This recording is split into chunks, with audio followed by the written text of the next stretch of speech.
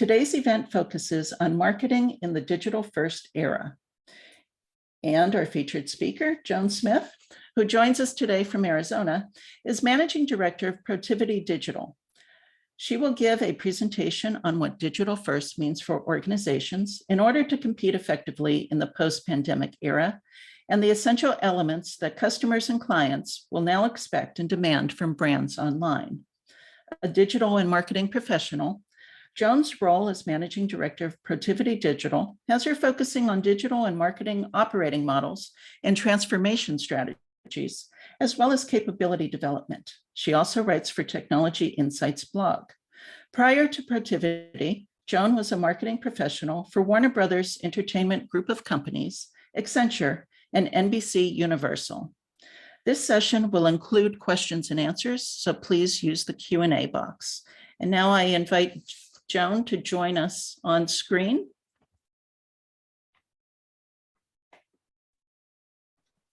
And Joan, can you turn on? Your audio is good. Thank you so much. Yeah, no worries. Good morning, Jackie. How are you? I am fine. Thank you for helping us through that little tech glitch we had behind the scenes there that I just announced to everyone, but that was our small delay this morning. I apologize for, but Joan is with us now. We're all good. Joan, can you hit your screen share and make sure we're all set up and ready to go?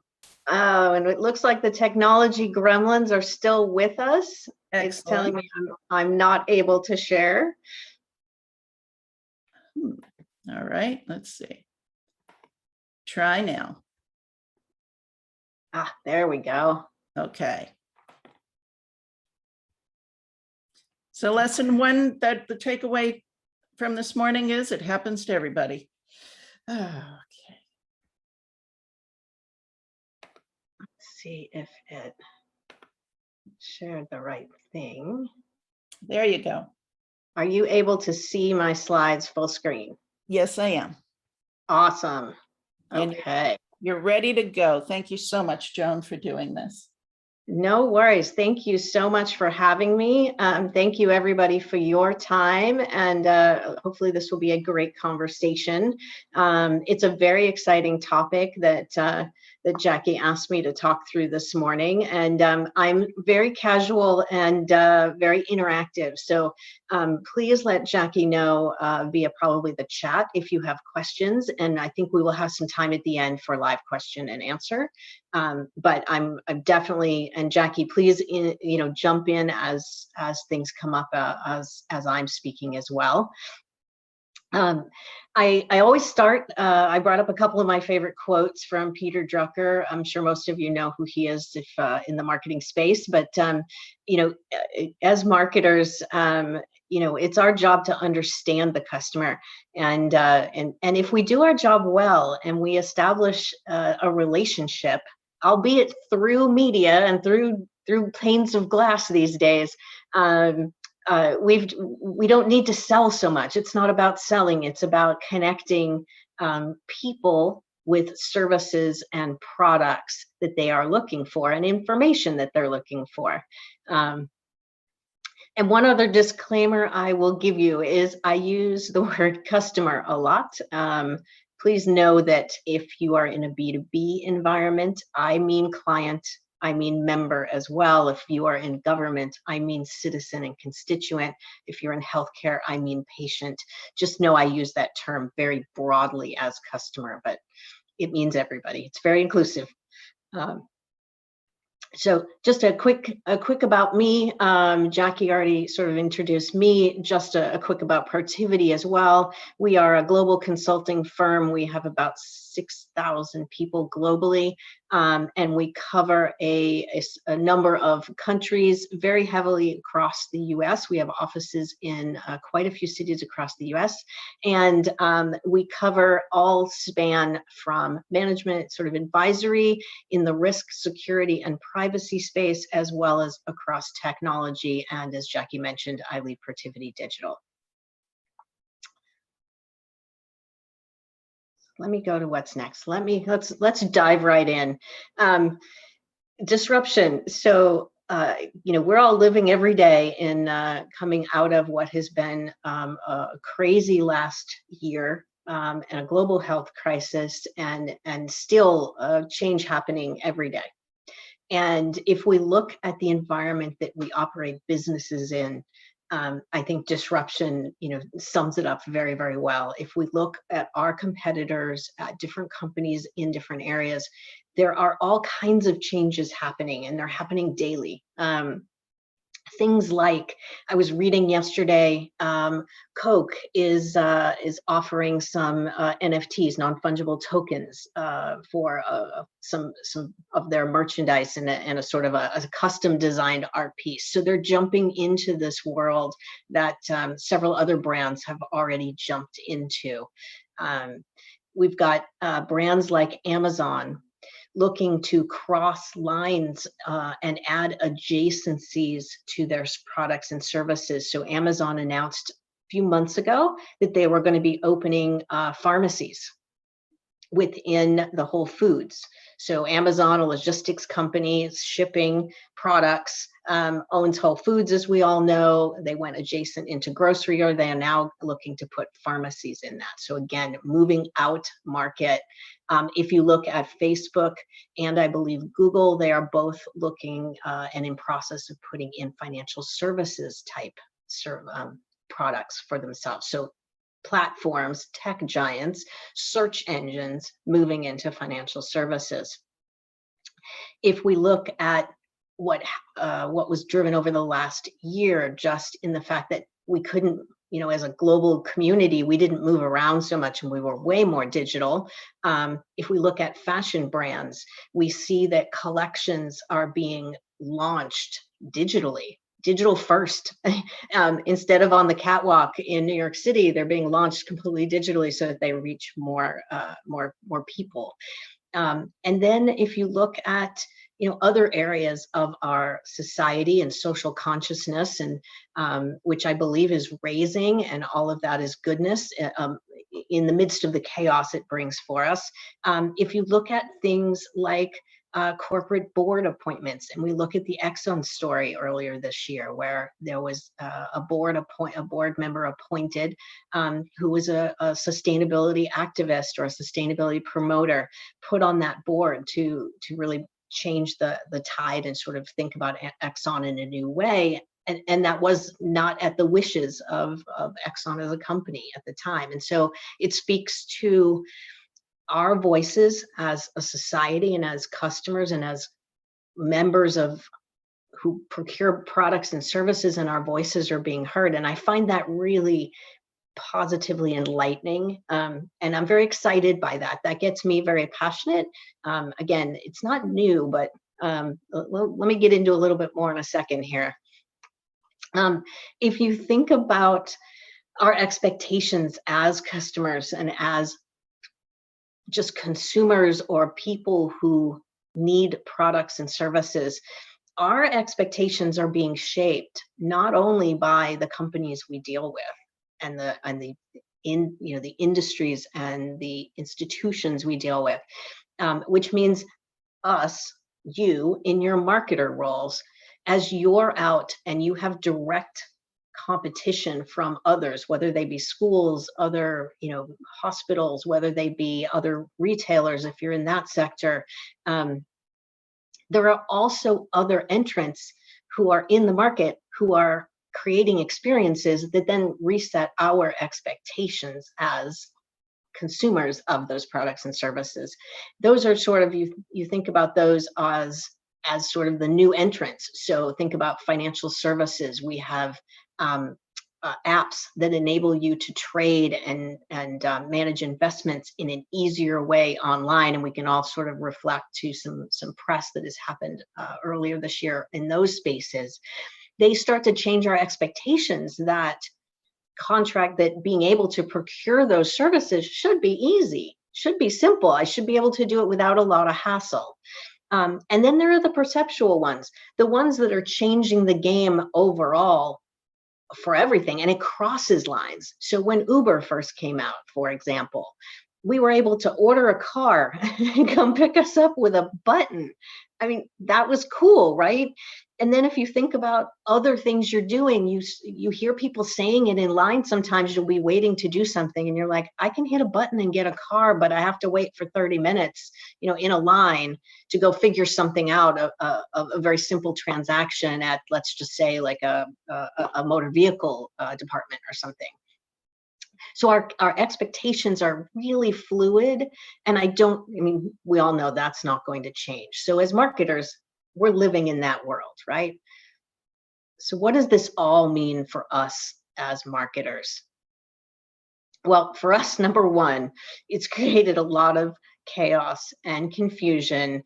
We're not always sure where to turn next. We're not always sure what to do next, right? There's a lot of words out there that we're hearing: automation, artificial intelligence, real time, omni-channel, personalization, Internet of Things, TikTok, Snapchat. Like, where should I be and what should I do?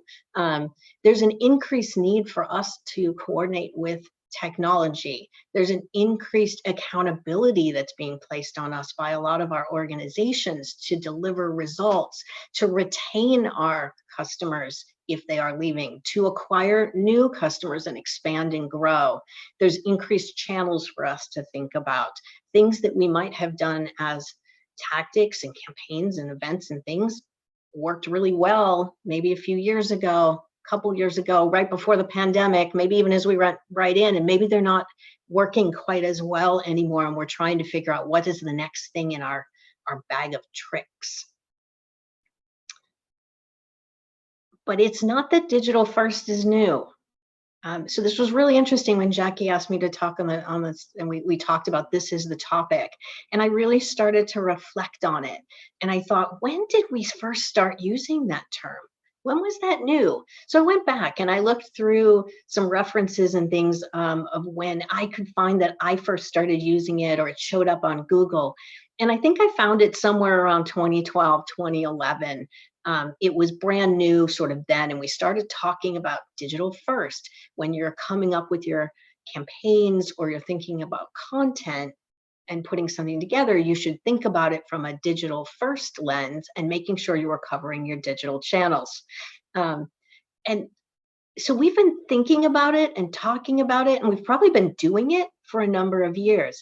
But I think what's happened is, in the last year, with the global health crisis, with the fact that people were not able to move around and conduct their lives or their businesses in the same way that we always had, it took that and it accelerated it. It accelerated it by a quantum leap, and brought us into digital first is kind of digital now, digital everything world. And if we look at some surveys that have recently been done, really kind of looking at the acceleration that's taking place in digital, they are predicting, or kind of the surveys are showing that it has accelerated by what they estimate somewhere between 3 and 5 years. So in our 1 year, if you just predicted the trend of adoption of digital as it was going, we have leapfrogged ahead about 3 to 5 years where those original predictions were.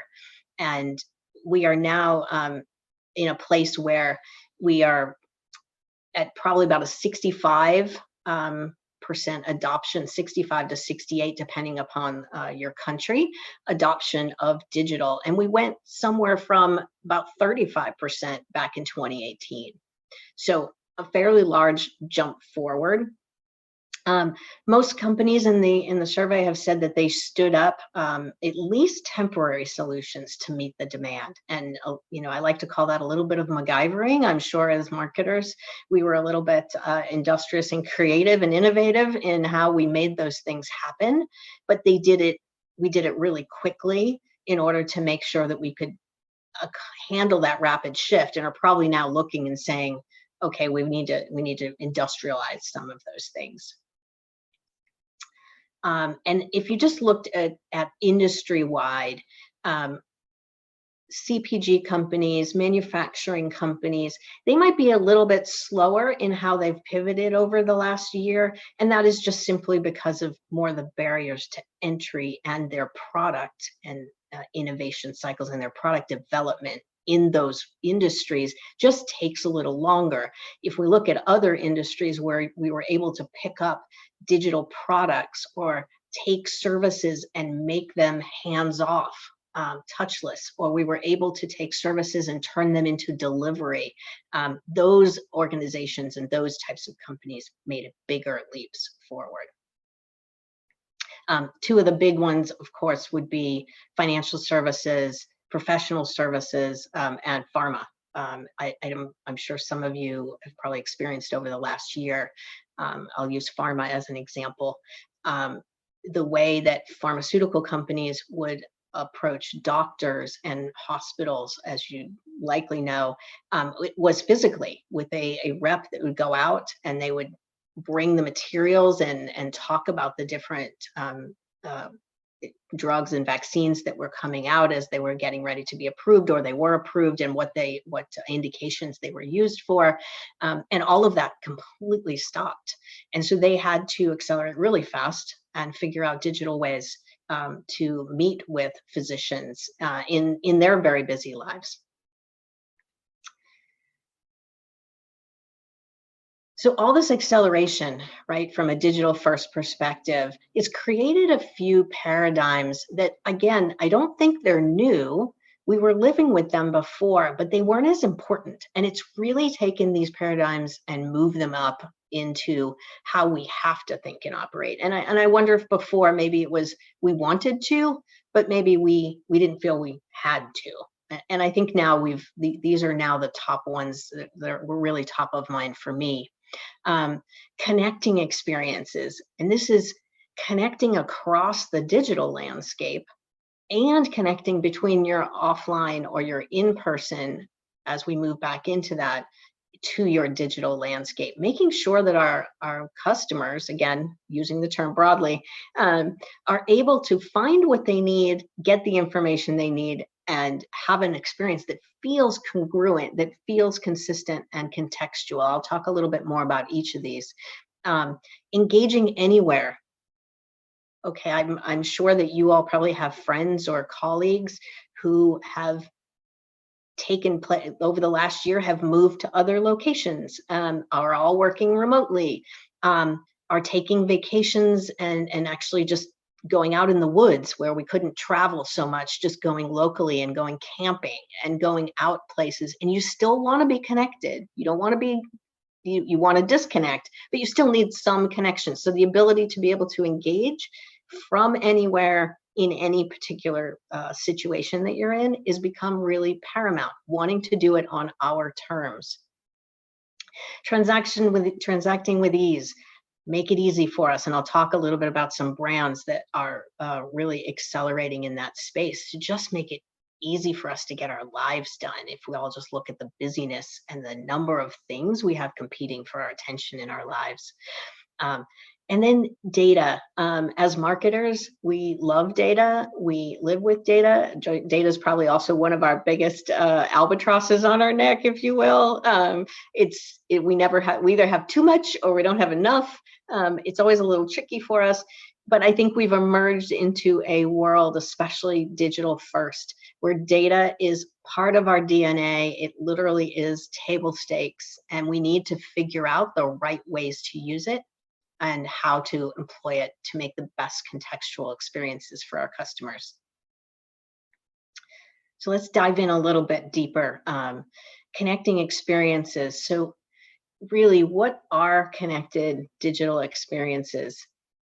And if we think about, and it doesn't matter if I say patient or constituent or a client in a B2B world, or for that matter, employees are our customers at times. They expect a seamless experience. We all do, right?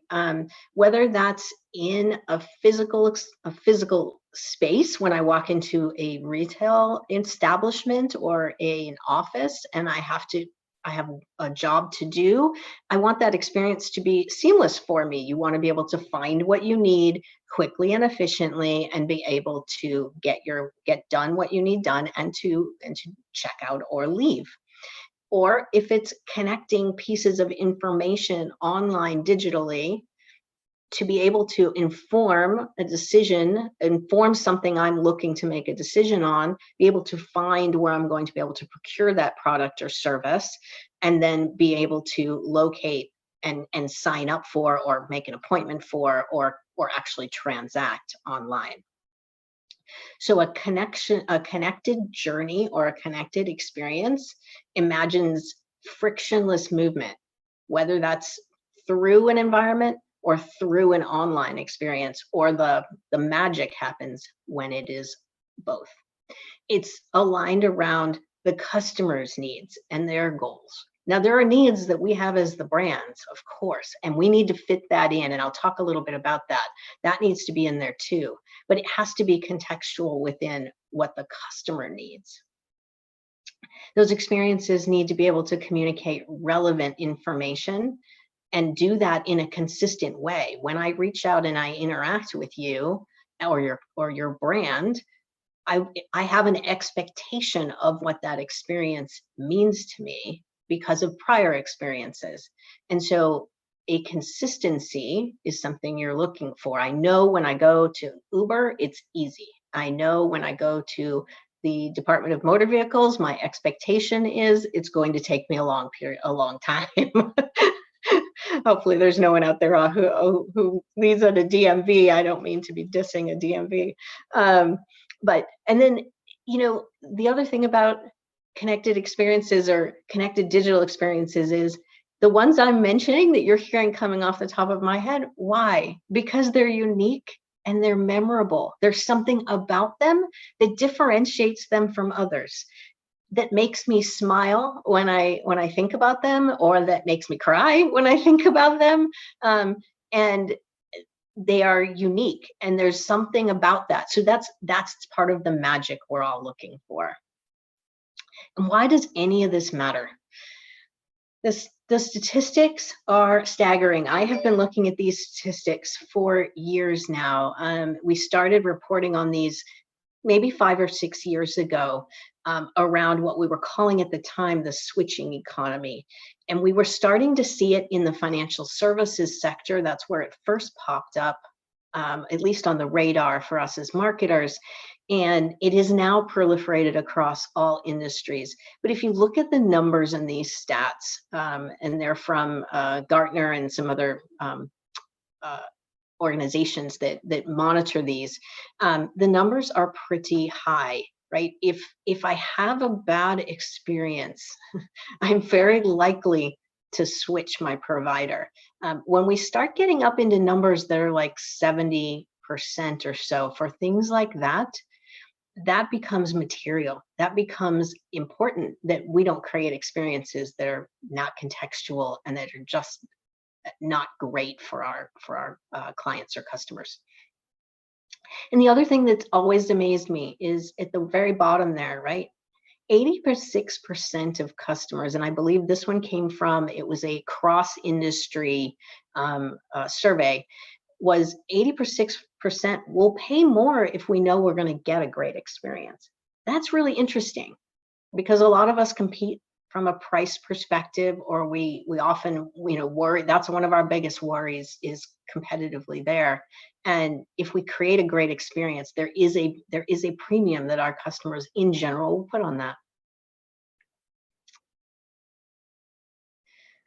So what is a great experience? And I'm going to come back. I'm going to come down to purpose and relevance. And you've probably heard some more, those things popping up in the market and in publications. There's a lot of talk now about brand purpose and brand relevance.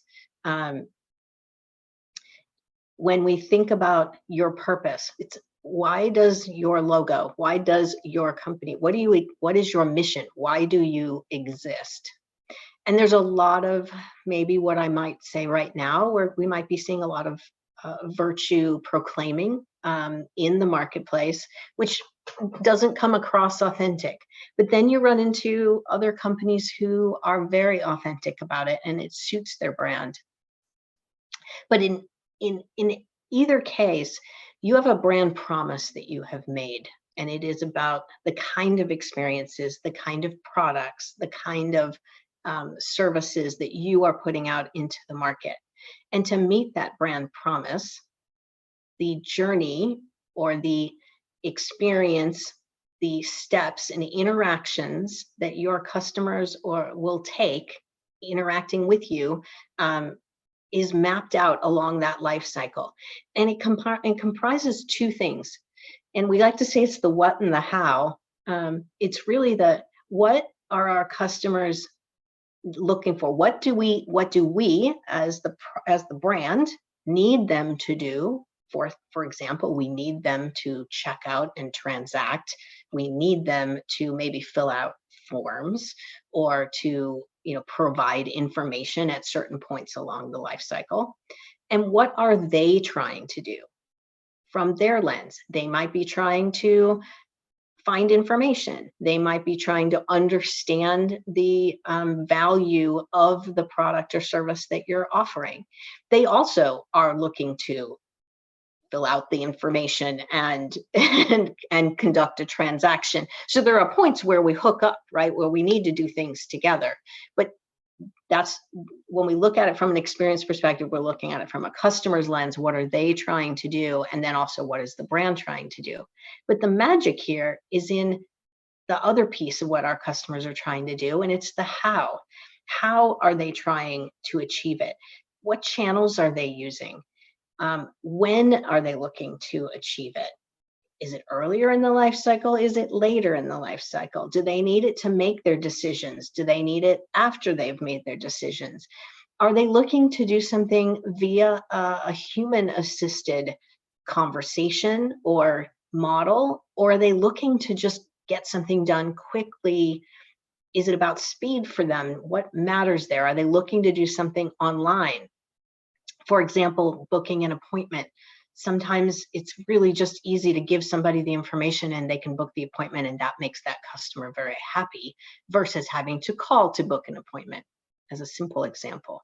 And the hows will often be different by audience segment for you. And it'll be different by product, it'll be different by industry and company, but it'll often be different by segment as well. And that's some of the magic, is figuring that part out. So if we think about what brands come to mind when we think about great customer or connected experiences, I've already said Uber, a few times on this presentation. They're a very simple one, and they've done an amazing job of, they immediately pop to mind. What they did when they created Uber was they took a look at the taxi cab experience and they deconstructed it step by step and looked at all of the elements, not just necessarily the part that the taxi cab ride itself. They looked at how did you get the taxi? How do I, what time does it take to get the taxi? How do I pay for the taxi? Can I use a credit card in a taxi? How easy and comfortable is that experience? They deconstructed it, and then they sort of built their experience to cover everything they felt was a great experience. Disney, I'm sure Disney would pop to mind for a lot of you. I had the honor of working for Disney for a period of time, and it was amazing. Every single employee at Walt Disney World is empowered and thinks about that experience. There was not one meeting I started or we had where the conversation didn't start with, what is that new thing we want to do going to do to impact our customer experience? First question asked in any meeting. I've never worked at a company since that does that, and it was quite empowering. The other thing about Disney World, you guys may know, is every employee, it's sort of like ingrained in them. If they're walking the park and they happen to see a piece of trash on the ground, doesn't matter if it's the CEO or a top executive or an intern for the summer, they're ingrained in to stop and pick that up because it ruins the experience. USAA, if you're familiar with them from the military bank side of the house, their audiences are remote, deployed across the world on duty assignments, and so they have amazing call centers and a mobile first banking app that is quite one of the best, because they need to be able to make it so that you can get done what you need done wherever you are in the world. So those are the ones we always think about, but there's some new ones too that are creating these amazing experiences. So you may not have bumped into Snack Magic. If you haven't, and you're in need of something like this, I definitely recommend you check them out. The experience was second to none. They are a digital native. They popped up in early 2020, right as the global health crisis hit. And their whole purpose was to solve the problem of, in corporate worlds, as we were all working remotely, and we would have team meetings, how do you say thank you to your team, and how do you maybe have some snacks, which we might have had in a team meeting if we were all in a room together? How do you do that? So they created a logistical way to order snack boxes for your teams.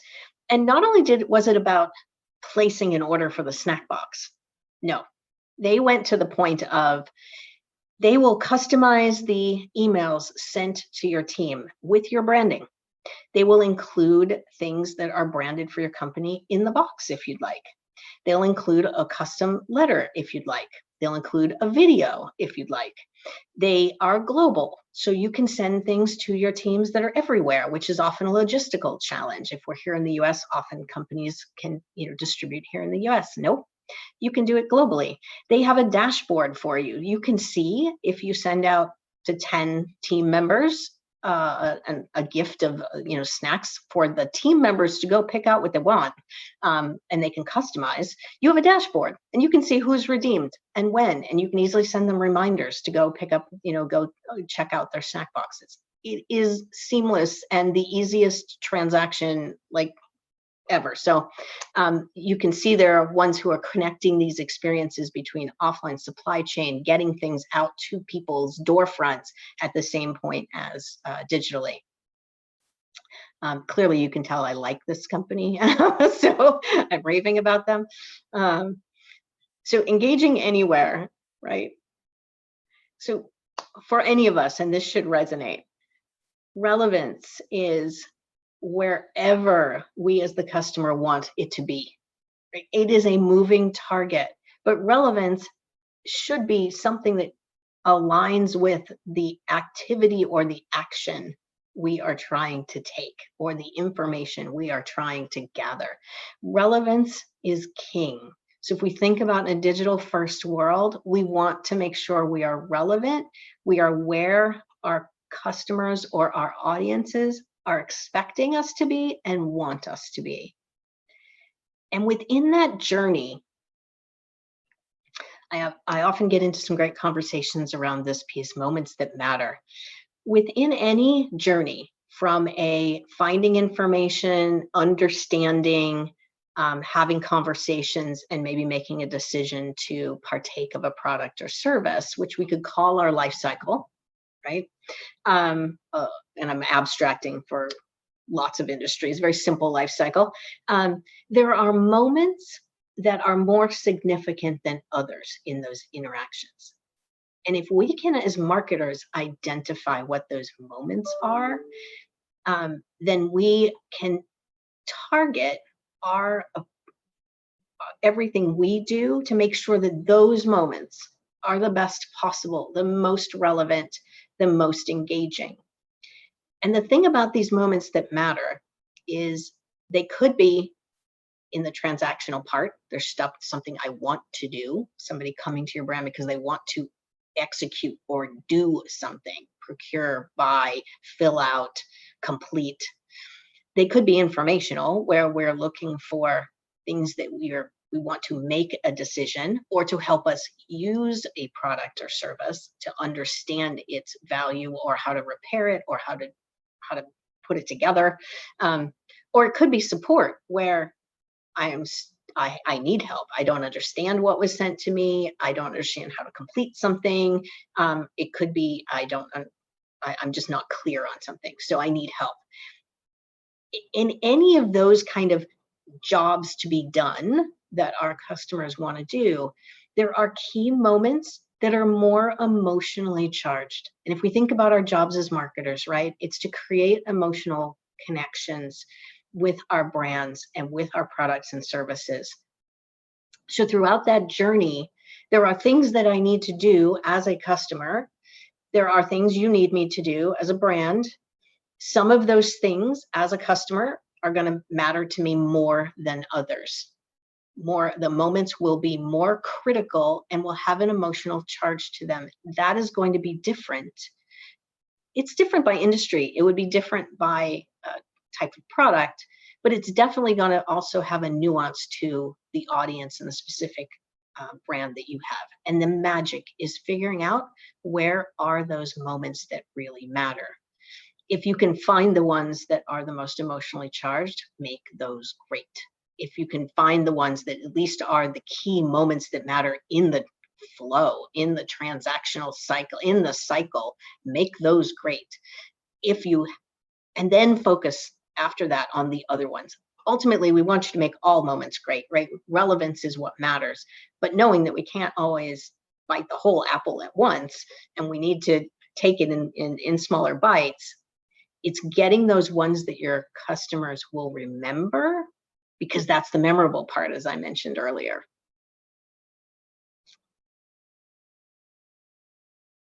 So let's talk about some channels, right? How do we do that in a digital first way or in a digital first world? And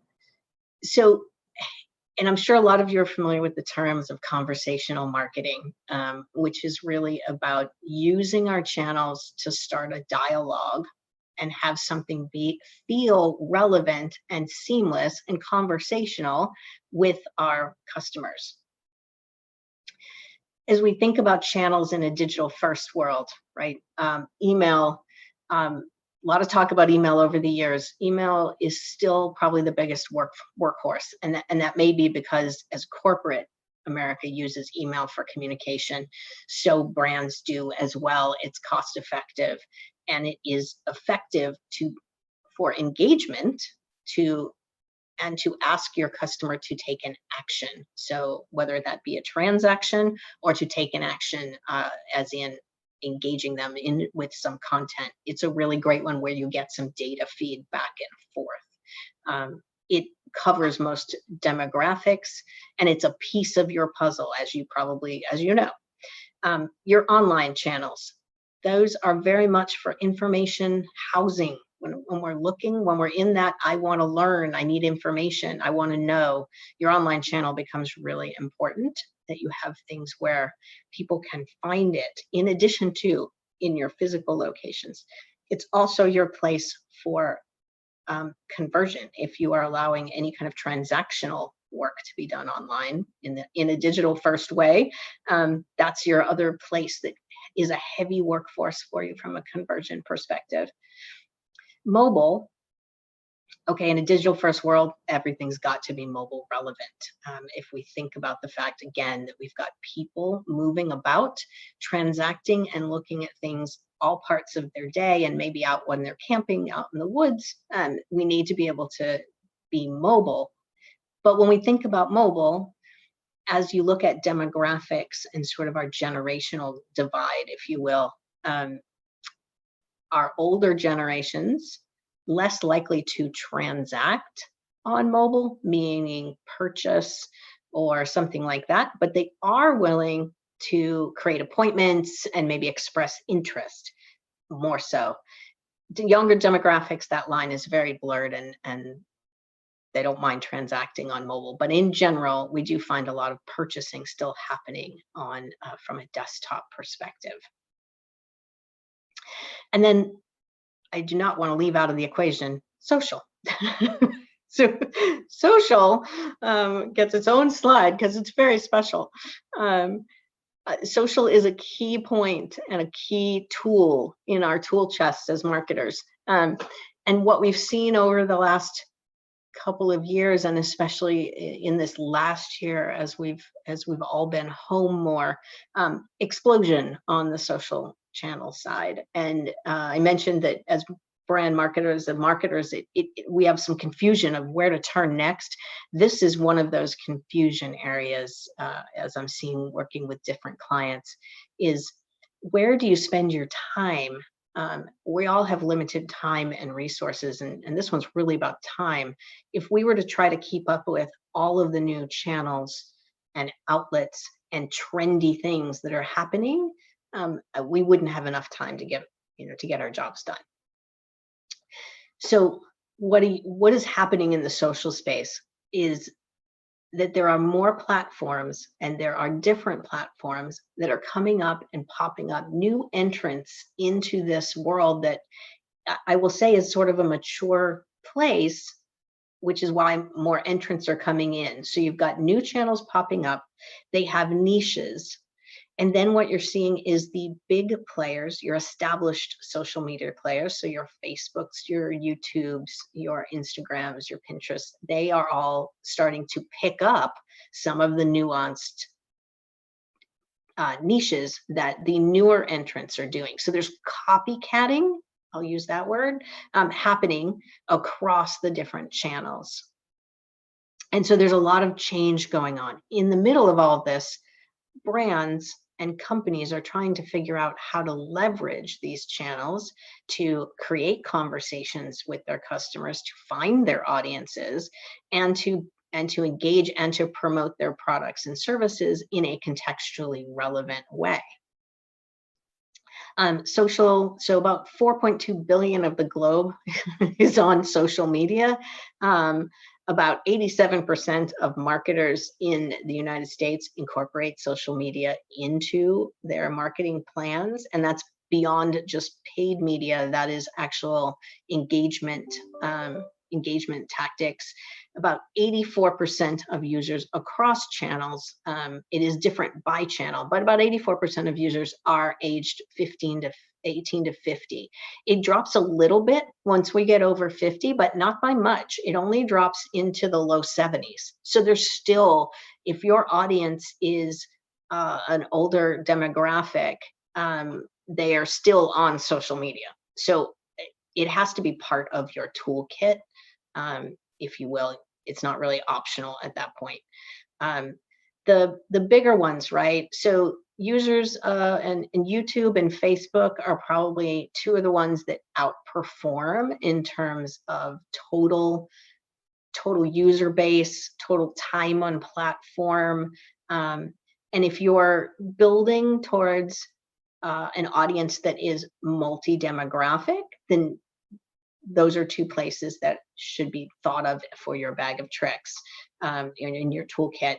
But if you're looking for a more younger audience, then you're likely to find them on the other channels.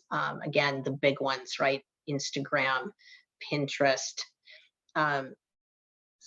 TikTok, and we'll get to TikTok in a minute. Snapchat, they're all over there. Demographics also skew slightly to a female demographic versus a male demographic, but it's pretty close, about 78% female, 78% of women, 68% of men. So it's not really, there's not really a difference from a gender perspective, and that did not take into account gender neutral and transgender in the survey that pulled those metrics. Educationally as well, there isn't a whole lot of variation you're going to find around social. So from an educational perspective, about 75% of users are educated with a college degree, about 68% without. So again, pretty homogeneous in terms of the usability, and we shouldn't necessarily be, we shouldn't be thinking that there's anything there. If you look at the platforms, right, they have niches and they have audiences that are specific, and how you apply what. And I had some really great conversations while I was prepping for this conversation.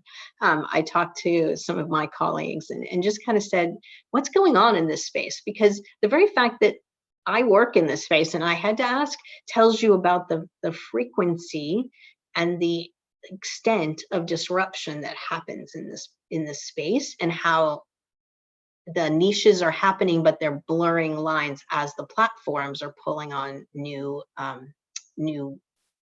features and functions. Um, if you, depending on what your product is, so I'm going to give you my little handy chart. Depending on what your product is or your services that you're offering, Facebook for commerce, for messaging, for sponsored ads and posts, wide demographic that you'll reach. Then you go to YouTube, content creators. If you have products and services that you want to be able to explain, or you want to build a relationship with your audiences, YouTube's a great platform. Advertising on YouTube as well, with the right before videos, another great option. Instagram, if you have products and services that are very much visual and that are in that fashion and beauty or hobby kind of a space, huge. Pinterest, more for artistic type products or creativity at a deeper level, you'll find audiences there.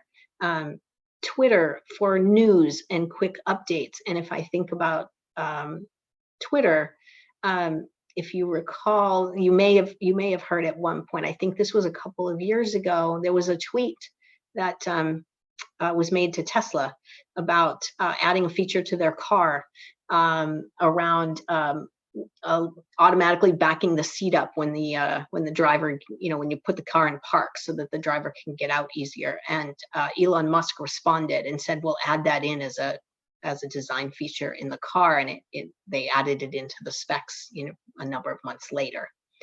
So listening and conversing, so Twitter about expressing opinions and news, as you all know, and I'm not going to touch that anymore. But then there's the other ones. TikTok. TikTok is based on it's a Chinese-based app. It is based on the Chinese type economy. So when I think about buying trends and ways that we buy, if you look at the globe, there is the Amazon side of the world and the Alibaba side of the world. So when I say TikTok is based on that side, it's based on the Alibaba side of the world, those buying trends and tendencies, as opposed to the Amazon side of the world, which is more the Western hemisphere. TikTok is become very influential with the younger demographic, but brands are actually coming out of this last year. Brands are finding a home and finding a way of actually going viral, if you will, on TikTok. And then there's podcasts, right? And there's Twitch, and there's Reddit, and there's a lot of different outlets. What I would say is, you want to be looking for, what is the product and service that you are offering? What is the audience you are looking to find? And where are those audiences where you can have conversations and be listening? Because a conversation is two ways. You're listening to what people want and what they're saying, and you're providing information as well, and you're engaging in the conversation. So where are the places that make the most sense for you and for your product and brand? I even threw house in there, right? Those of us that are in the home remodeling or home decor, interior design space, house would be a place. If you're in corporate America, LinkedIn, of course. In this space, there has been a ton of innovation happening and crossing of lines. So just in the last year, these are headlines I popped on here. These are all literally not more than a few months old. So if you haven't heard the story of TikTok and the pink stuff, it was one of the first brand crazes that happened on TikTok. This was not brand promoted. This was a TikTok user. There actually is a little bit of a trend on TikTok around doing cleaning videos. The same way they do the dancing short, lively music and the short snippets of dancing. There's a whole trend of cleaning on TikTok. So this was one where the person just did it. They were using a product that they had bought on Amazon called the Pink Stuff. It's an organic, environmentally safe cleaner.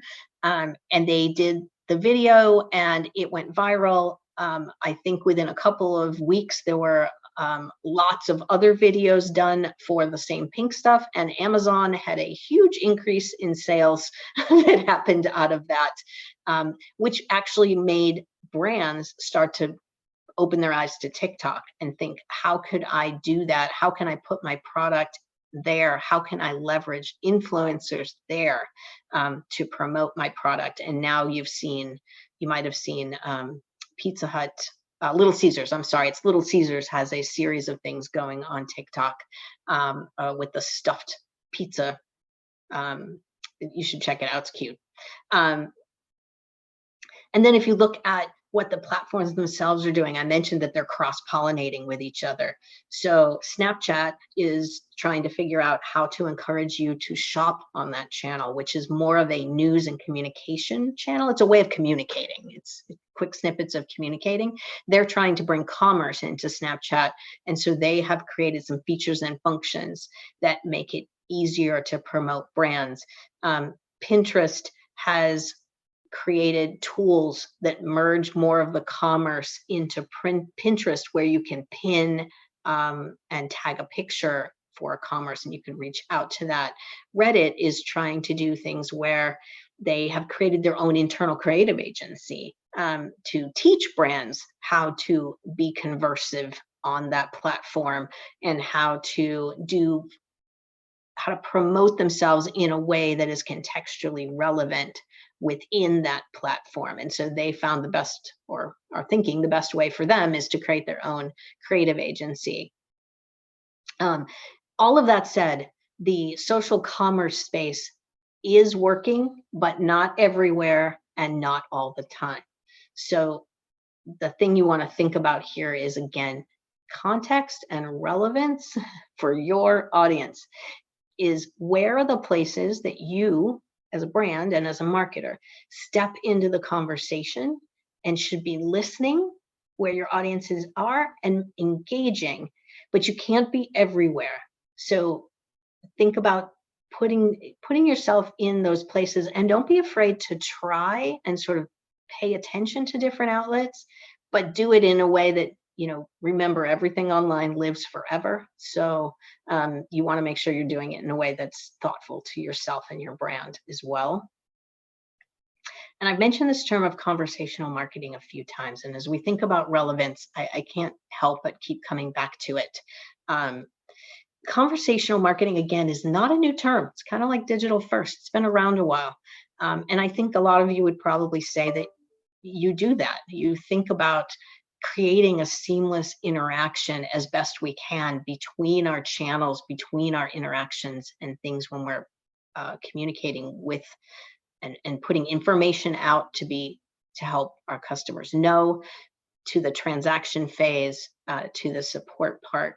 But there's a few things about conversational marketing, and especially as we think about interacting in a social way where that takes on a little bit of a contextual difference. It's very much the minute you step into social channels, you want to be transparent and have a feeling of authenticity. It comes through on a brand when it's not. We can, as consumers, we can tell. I don't even need to give you examples. I'm sure you know of some where if it doesn't feel authentic, and that doesn't resonate with us well as our societal consciousness is increasing. In the last year, we're craving experiences, right? We're not getting enough. We as humans we're people, we're social, and that has been dampened over the past few years. So I think conversational and sort of thinking about how do we step into these social places where we can reach our audiences because they're not out and about as much, especially in these, but they are in these social channels. How can we create experiences for them that would be memorable? Again, that memorable part. And content is key.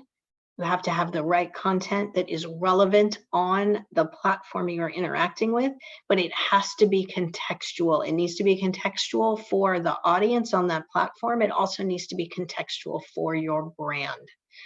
And that is the key. If it is not, in other words, don't err to just put things out there. Really be thoughtful about what might my audience be looking for, what would be additive, what would be unique and memorable to them, and contextual, and really make their experience better and relate back to me, to the brand. Okay, one of my other trends, make it easy to transact. I wanted to put a slide together that just had a giant easy button. If any of you remember the old Staples commercials with the giant easy button. There is nothing easier than making it seamless for us to procure the products and services that we are looking for. And so, as an example, I'm gonna draw on the pet space. So this is again, retail sometimes is the easiest for examples because we're all consumers, and it's just easy to internalize. If you're familiar with the pet space, if you've had a pet over the last year, as we've been in the global health crisis, the adoption of pets has risen exponentially. And there's a lot more pet owners or pet guardians, pet parents out there. And in this space, which is a boutique area, they have taken a page out of the Amazon book and about how to make things easy. So from a Chewy perspective, they offer real-time vet advice if you are on a subscription payment model with them. So like Amazon, when you get your subscribe and save, Chewy has subscribe and save, and they have a vet service that's an additive service. And then Petco has done something similar where they have a Amazon Prime type model that they've instituted. And so Petco has rebranded themselves as a health and wellness company, and they have instituted this $60 or $80 a year, I think, and you get grooming, nail clipping and teeth brushing for your pets as part of that subscription. So again, making it just really easy to spend the money. And Jackie, I know we're getting close to time. Yes, we are. If you can wrap up in 5. I can wrap up in 5. Okay, let me quickly pop you through. I didn't realize I had gone a little bit long. We're from a data perspective, I just want to call out, right? Data is your friend as a marketer. And we have moved from a place in our digital world to making data, to looking at data from decisions that we make, and making the shift over to using data to help us make decisions. So looking from our rearview mirror, which we still need, to looking through our windshield, which we need as well. And in a digital world, it becomes more important that you're looking at what are those metrics that help me decide if I should make a change. From a perspective of the profiles, like there's so much data out there, and we're all talking about personalization and contextual and relevance. So capturing data and understanding data from your audiences is important, but it's a cycle. The more data that we need to be more personalized, the more we open up things around privacy, security, and trust become a challenge for us to deal with as a society. As basic personalization becomes more table stakes, and we have to keep gaining more data, and we've got the cookieless world coming in our direction. So some thoughts here around, you want to be thinking of what are those metrics that help me measure how I'm doing, that help me measure that my customers are satisfied and happy, and what are those data elements we need, and how do I find those? How do I track and use them to make decisions? And then I'm just going to go right to, I talked a lot about disruption and things being being different. And I think pose the question, right? Is adaptability our new normal? Is that the normal we're going to live in from moving forward as marketers, with change happening and needing to constantly shift and learn and adapt and innovate as the world moves around us? And I just want to thank you. And I apologize, I ran a little long. I think I ate into our question and answer time. Jackie, my apologies. Oh, it's fine. If anyone does have a question, please pose it now and we'll address it quickly. And if not, Joan, I think you were very thorough, and it was a very comprehensive presentation. So I'm not sure. Not even I have a question after watching it. So, and I always have questions. So Well, hopefully we didn't bore anybody. Hopefully you found it a valuable use of your time. And you can always reach out to Jackie or afterwards as well if questions come to mind. She knows how to find us. Yes, definitely. And the video of this will be available on demand in about a week. And for more information about the series, people can log on to fairmediacouncil.org. And I